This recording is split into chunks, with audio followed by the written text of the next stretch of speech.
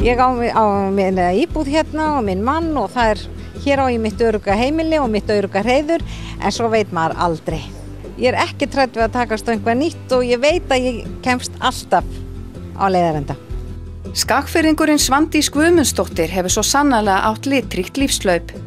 Á Akureyri bjó hún í 20 ár þar sem hún starfaði sem matreiðslumaður á Bautanum, var verslunarstjóri í kjörbúðinni í Kaupangi, starfaði sem förðunarfræðingur og var aðstoðar hótelstjóri á Hótel Akureyri.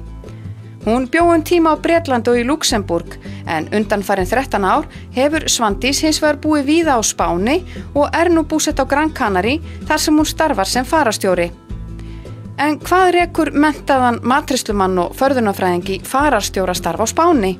Nú, þegar ég kom hérna til Spána þá var ég nú ekkert á leiðinni að fara að vinna sem neitt fararstjóri. Ég kom hérna, eins og ég sagði, fyrst og fremst bara í ævintýramennsku, ætlaði að læra spönsku. Ég hafði alltaf elskað Spán, kom hér yfirleitt og bæði vorin á haustin.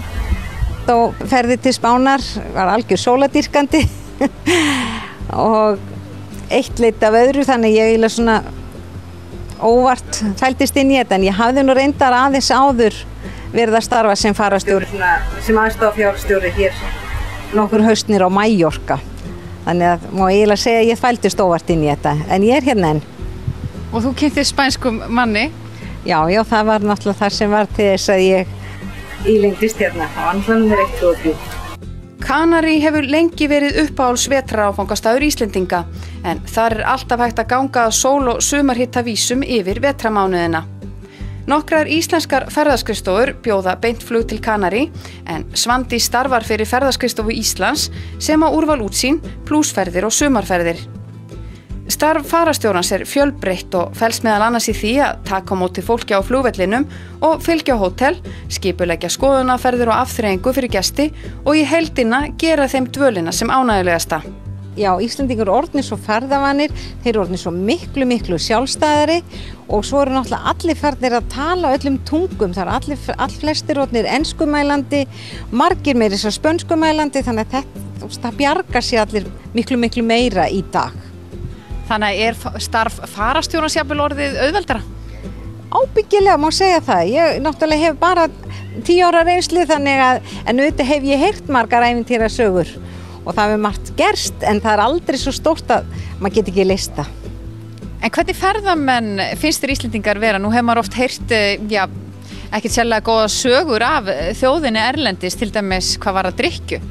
Nei, ég vil ekki meina það. Eftir að ég fer að vinna allavega sem fararstjóri, þá hef ég ekkert kynnst nema góðri hlið á þeim og það sama á hvaða aldri það hvort það eru ungir eða fólk á bestaldi eða eldri borgarar.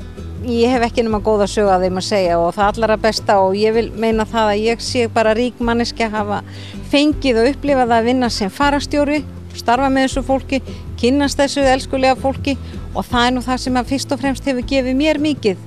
Það að eiga samveru og samskipti við landan.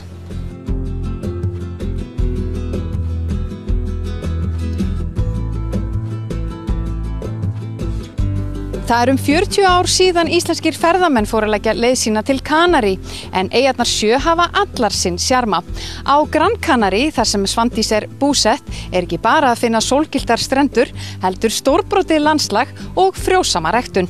Og það gaman þegar við erum að fá fólk hér í fyrsta skipti, að það ævilega það sem að maður heyri þegar það að kveðja okkur á flugvellinum, hvað það kemur því virkilega óvart, hvað eyjan fjölbreytileg, sem hún en svo eigum við okkar náttúrulega första kúna sem hafa komið hérna ekki bara 10 sinnum, heldur 20 sinnum, 30 sinnum og lengi vel má telja. En hver þinn uppáhaldsstaður hérna á eyjunni? Og þeir eru nú svo margir, en ég held nú að Mógan toppinu og það og auðvitað náttúrulega þetta nýjasta svæði sem að byggjast hér upp, Meloneras, Maspalomas, Sandhólani hérna, það náttúrulega bara draumurinn. Svandís segir að margt hafi breyst varðandi ferðavenjur Íslendinga í kjölfar kreppunar, en ferðir til Gran Canarí hafa þó alltaf verið stöðugar. Og þrátt fyrir að Íslendingar séu upp til hópa nokkuð nýjungagjarnir, þá Svandís ekki í vafa að Kanarí verði áfram í uppáhaldi hjá íslenskum ferðalöngum.